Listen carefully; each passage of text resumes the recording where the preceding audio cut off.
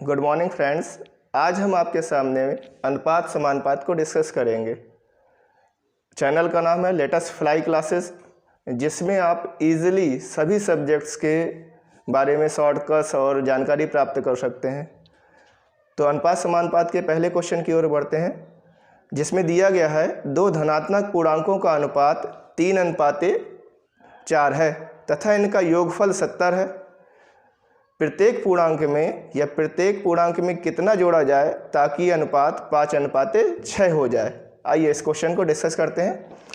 दो पूर्णांकों के बीच अनुपात दिया था, तो आप पूर्णांक मान सकते हैं कि पहला पूर्णांक ए है और दूसरा पूर्णांक बी है। अनुपात दिया गया है 3:4 और जो दूसरी वैल्यू दी गई है इन पूर्णांकों का योगफल, तो ए प्लस बी की वैल्यू गिवन है आपको 70।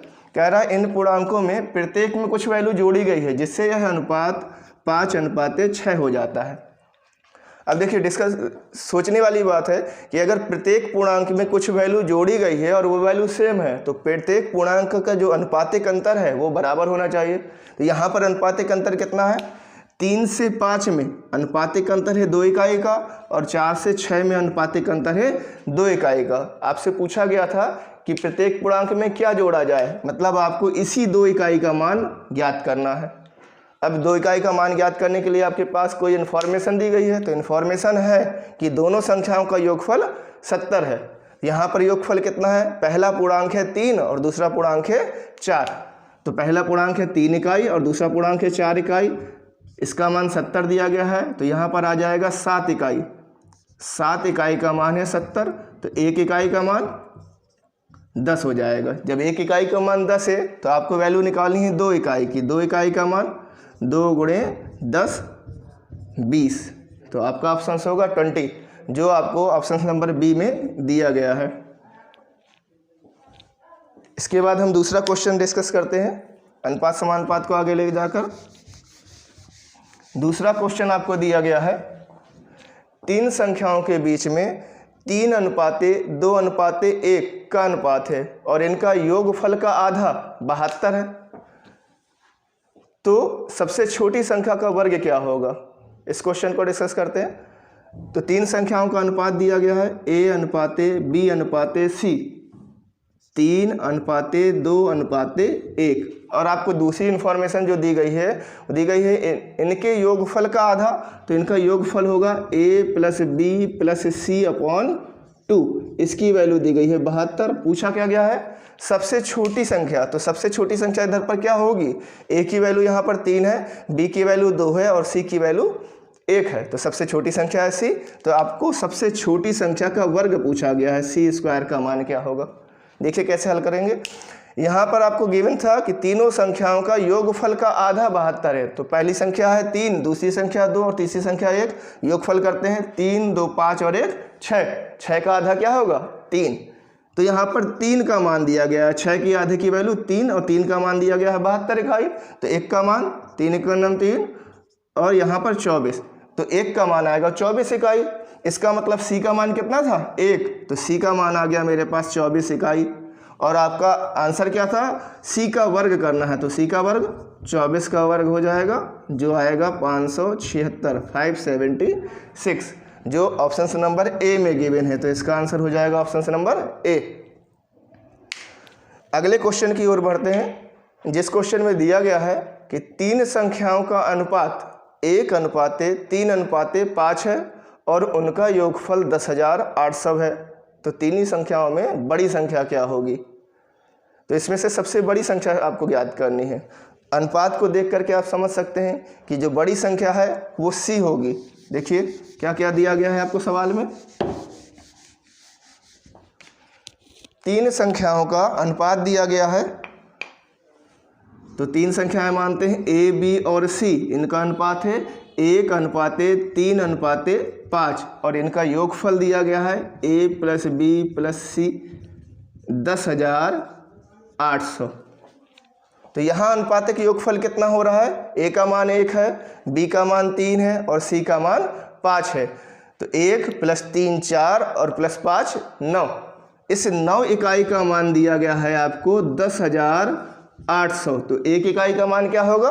एक इकाई का मान निकालने के लिए 10,800 में आप 9 से डिवाइड करेंगे। डिवाइड करते हैं तो 9 का 9 9, 9 दूनी 18। तो एक इकाई का मान आएगा मेरे पास में 1200। आपसे पूछा गया था इसमें से सबसे बड़ी संख्या क्या है, और सबसे बड़ी संख्या क्या होगी?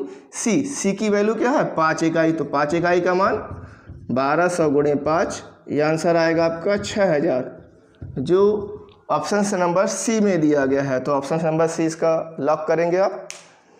अगले क्वेश्चन की ओर बढ़ते हैं। अगला सवाल दिया गया है, दो धनात्मक संख्याओं का अंतर 160 है और इन दोनों संख्याओं का अनुपात 5:3 है। तो दोनों संख्याओं का गुणनफल ज्ञात करना है आपको। देखिए क्या क्या दिया गया है।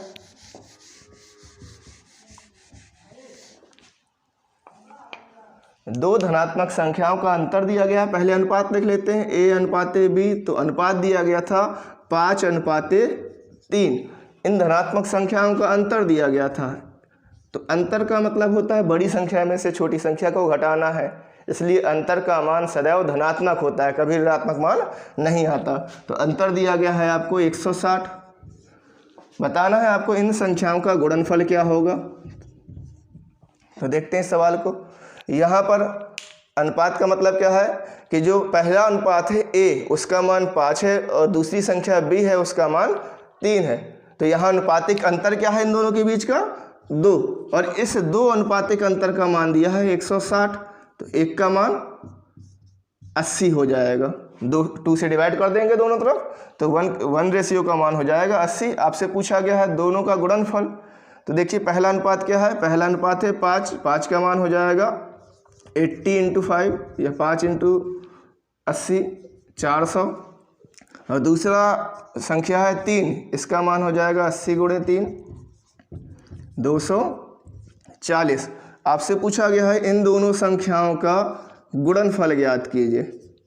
तो a × b = 400 × 240। वैल्यू आएगी आपके पास में 96,000।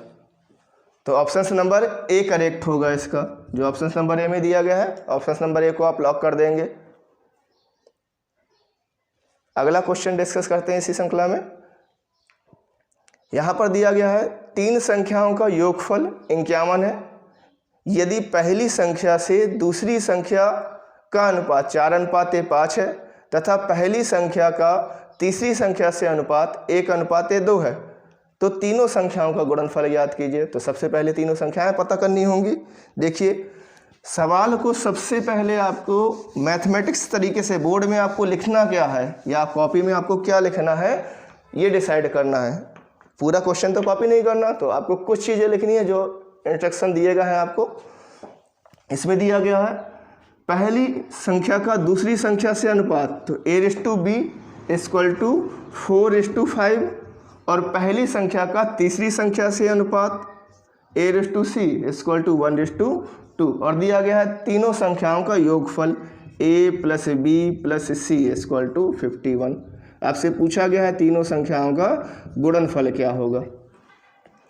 देखिए इस क्वेश्चन को जब तक आप सॉल्व नहीं कर सकते जब तक आपको तीनों संख्याओं के बीच में अनुपात ना पता हो। तो क्या आपको तीनों संख्याओं के बीच अनुपात पता है?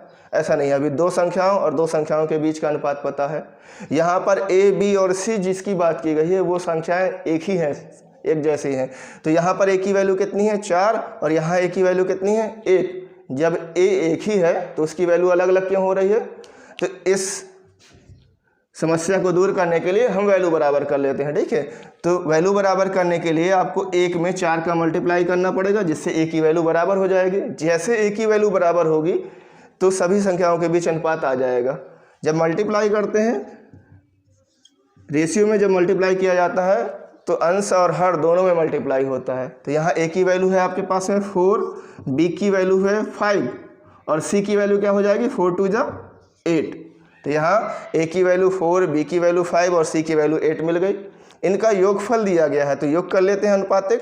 4 + 5 9 + 8 9 8 17। तो इस 17 इकाई का मान दिया गया है 51। तो 1 रेशियो का वैल्यू क्या हो जाएगी 17 3 जा या 17 तियाँ 51, तो 1 की वैल्यू हो जाएगी 3। आपसे इन तीनों संख्याओं का गुणा पूछा गया है, तो पहली संख्या क्या होगी 4 × 3 12, दूसरी संख्या 5 × 3 15 और तीसरी संख्या 8 × 3 24। आपसे इन तीनों का मल्टीप्लाई पूछा गया है a × b × c equal to 12 × 15 × 24। तो ये वैल्यू आएगी आपकी 180 × 24, जो आएगा आपका 4320। तो इसका आंसर हो जाएगा 4320, जो आपको ऑप्शन नंबर ए में दिया गया है। तो इसका आंसर ऑप्शन नंबर ए हो जाएगा। धन्यवाद दोस्तों। आज मैं आशा करता हूँ आज के वीडियो आपको पसंद आया होगा। इसको आप लाइक करें, चैनल को सब्सक्राइब करें और आगे कमेंट लिखें, जिससे हमें पता चले कि आपको किस चीज़ की आवश्यकता है और मेरे अंदर क्या कमी रह गई है, उसको सुधारा जाएगा और अगले वीडियो में आपको पोस्ट किया जाएगा। धन्यवाद।